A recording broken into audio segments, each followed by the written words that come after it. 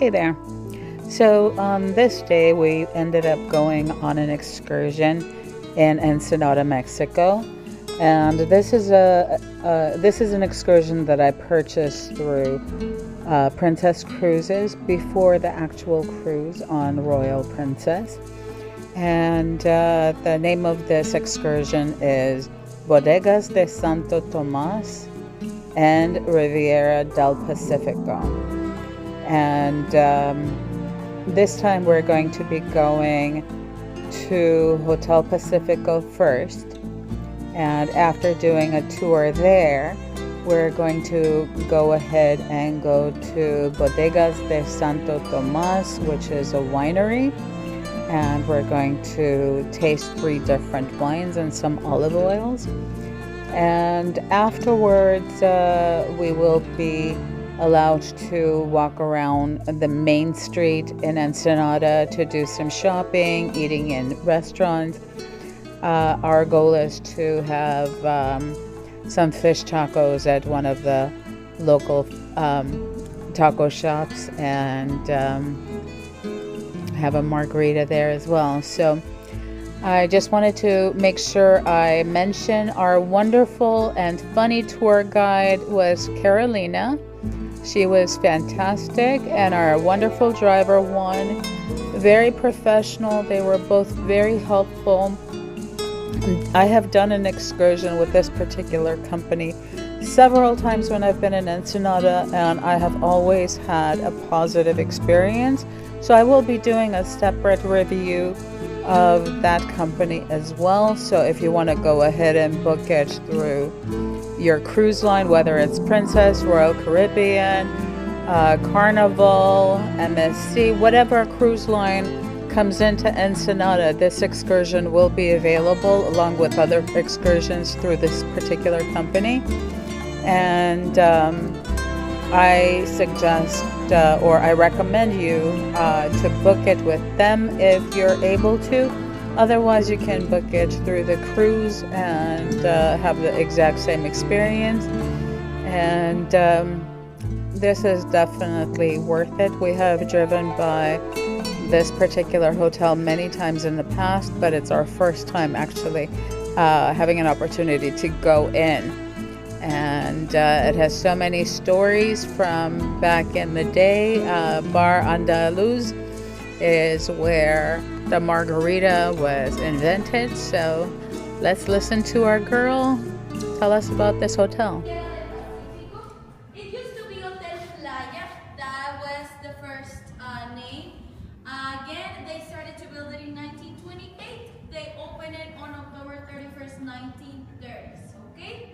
And basically, this place was like a shelter, we can say. Not a shelter, but like that type of place in which people from Hollywood, rich, famous, and really popular people from Hollywood used to come to party, to gamble, to drink, to do whatever they couldn't do right there in the United States, right?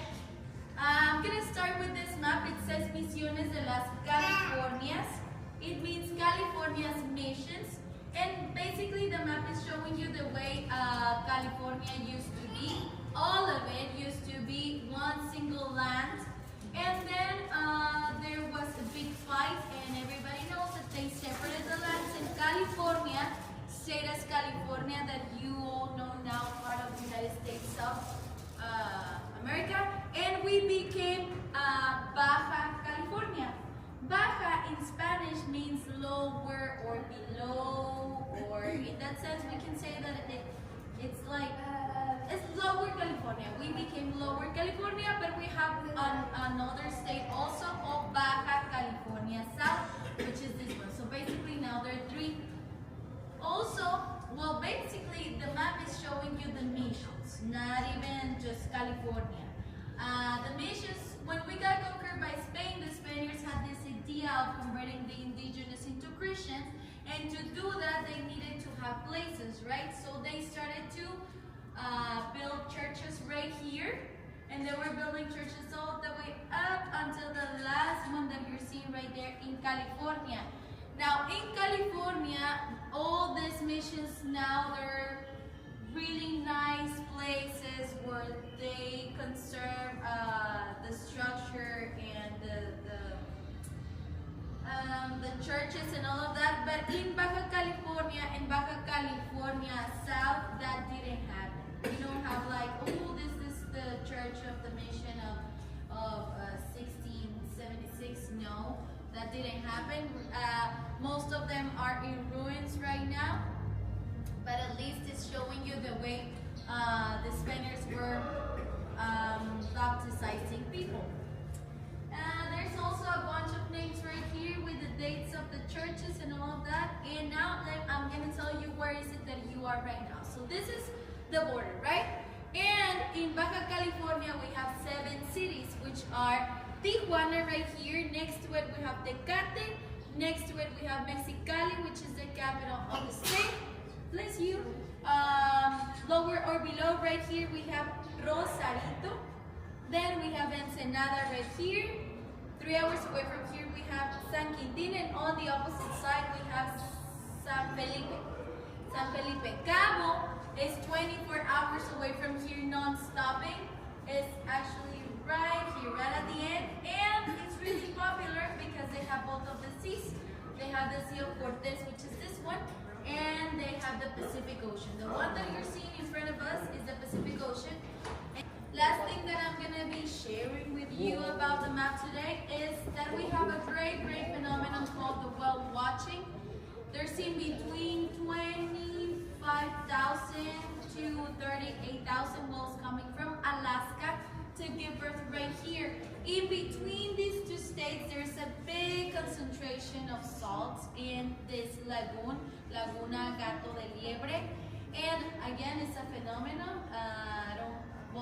What I know is that they don't know that, but it's like nature, I guess, because the salty water helps the babies to float. Okay? So I don't know if with the time they started to do it, or I don't precisely know how was it that happened, like in the first place.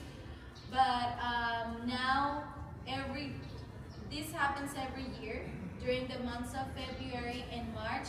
But the phenomenon lasts 2 years because they go back, they have their boyfriends, and then they get pregnant, and they come back to Mexico to give birth. It's cheaper.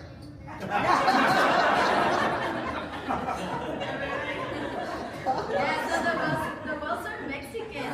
Yeah, Juanita, Maria. Okay, we're gonna continue now. I'm gonna keep on showing you the place. If you have any questions, let me know, okay?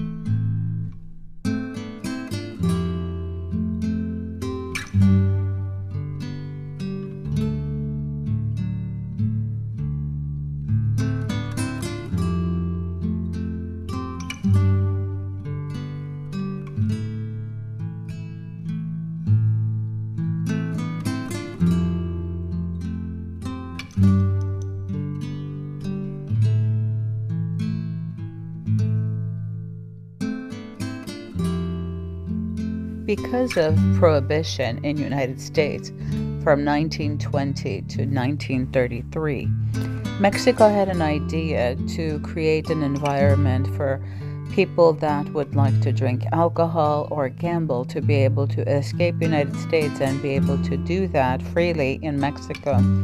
So they ended up creating this area. This particular hotel began its began construction in 1928, and it was opened on October 31st, 1930. And many celebrities would come, and this was the main room where you had live music playing. You had the dance floor in the middle, and on the sides you had the tables where they sat and ate and celebrated and enjoyed themselves. It was a beautiful place with lots of art, lots of alcohol, and entertainers came from all around the world, and they were able to gamble. And this particular area is where the gambling happened. They did have blackjack, poker, and roulette. Obviously, there were no slot machines back then. And where you see the balconies is where the security used to be. And that's how they would watch over and make sure they protected everyone. And it was a good place for them to come and escape, at least for the next 3 years, when in 1933 the prohibition ended. It began getting less and less crowded in here, so they began closing down the casino, and it just was not as popular anymore.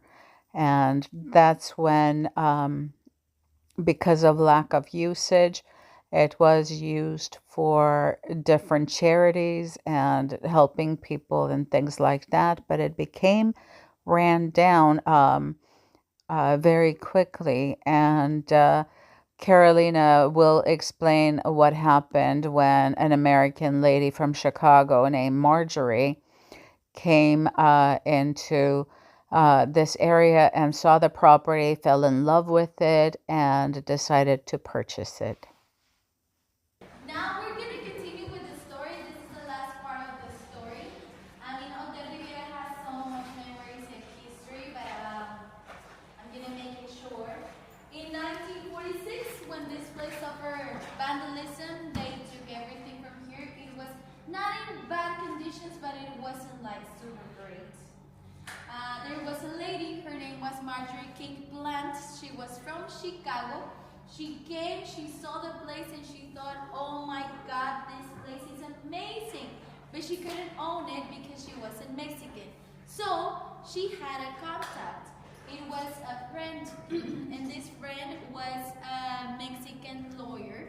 De la Rocha was his last name, and he was a really powerful man, owner of libraries and pharmacies, and he was, he was important.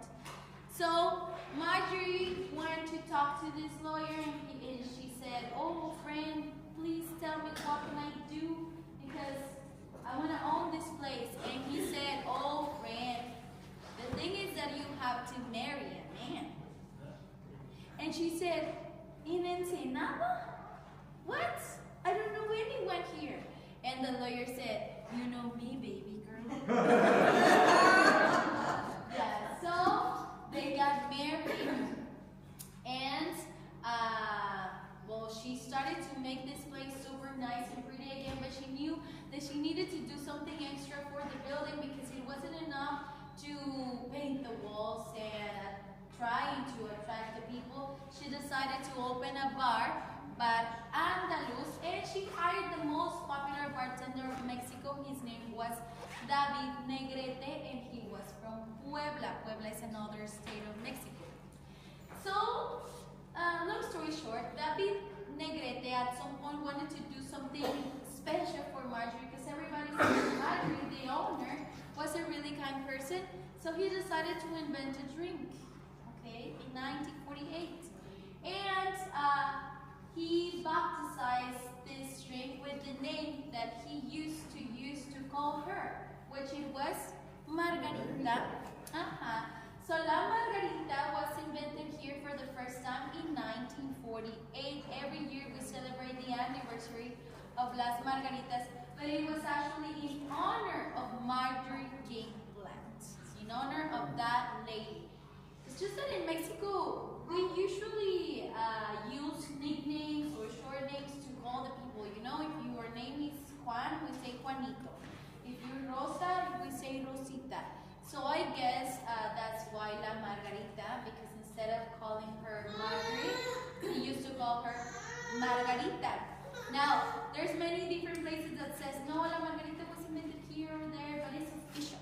Okay, it's registered now. And now I'm gonna have the chance and the honor to take you to Bar Andaluz, where La Margarita was invented. And once we get there, we're gonna it's gonna be a sample. They don't give you the whole thing. Something just to recognize the drink and to make it more special. You need one cup or one glass with ice, like this one. You're gonna need 1 ounce of lime juice, natural one, the green one, 1 ounce of it, okay? Then you need 1 ounce of simple syrup. The one that they have here, they do it. They boil the sugar, like the natural sugar with water. They boil it and they make their own. Then they also, La Margarita also goes with orange liqueur. They use this brand. It's just the brand Control, but orange liqueur, anyone would help. Okay. And of course, the last ingredient. Tequila! See? Ooh, this makes you speak other languages. That's yeah, that's how I learned my English.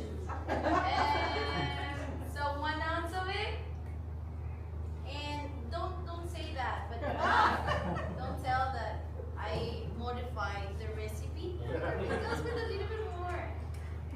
Okay, then you shake all this, of course.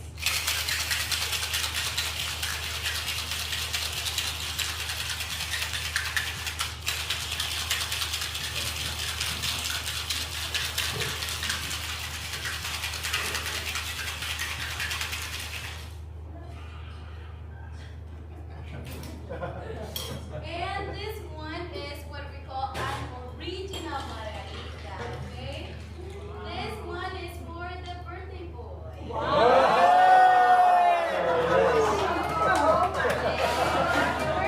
Happy birthday to you. Happy birthday to you. Happy birthday, dear Christmas. Happy birthday to you.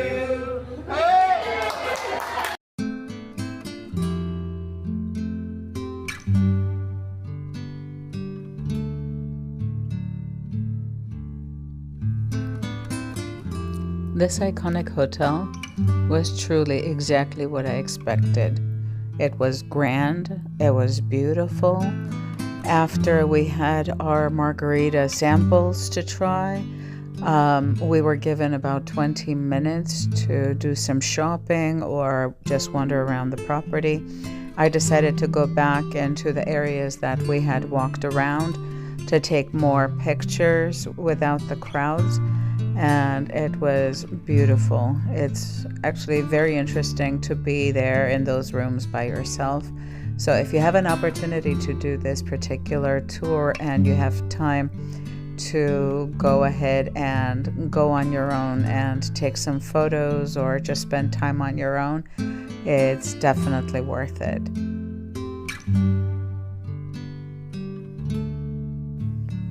So some people think that this hotel is haunted. I walked around by myself in many of those areas and I didn't feel or see anything weird, but I don't know if it's the case at night. But anyway, I took really good pictures and I am posting those pictures at the end of this video, so look out for those. And looking forward to trying some tacos at the end.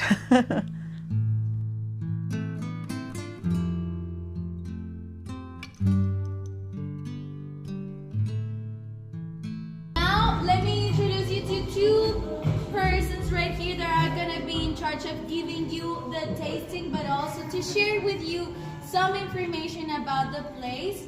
To your right hand side, let's give it up for Frank, please. Yay! And on the other side, we have Leo. Yay! Okay, they're about to give you a cup, so please don't lose it because you're gonna be using it for the rest of the tasting.